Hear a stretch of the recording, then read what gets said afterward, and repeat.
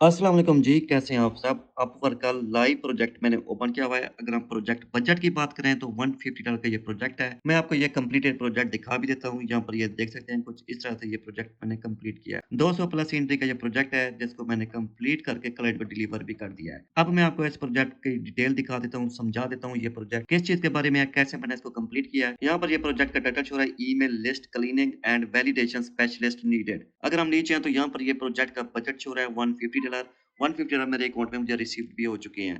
इसके बाद यहाँ पे मैं कॉन्टैक्ट डिटेल पे प्रेस करता हूँ।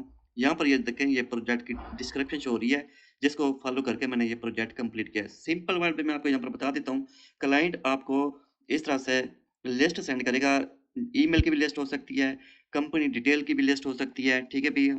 मेन जो मकसद है ईमेल्स हैं, ईमेल का स्टेटस चेक करना है भई ये जो ईमेल्स हैं, ये वैलिड हैं या रिस्की हैं या इनवैलिड हैं। ठीक है भई, फर्स्ट वाली ईमेल को मैंने कॉपी किया, एक टूल है, उस टूल में चेक किया है, तो वो टूल बता रही थी कि भई ये जो ईमेल है, ये रिस्की है। वैलिडेशन स्टेटस में मैंने रिस्की लिख दिया। दूसरी ईमेल को चेक किया, दूसरी ईमेल वैलिड थी, यहाँ पर वैलिड लिख दिया।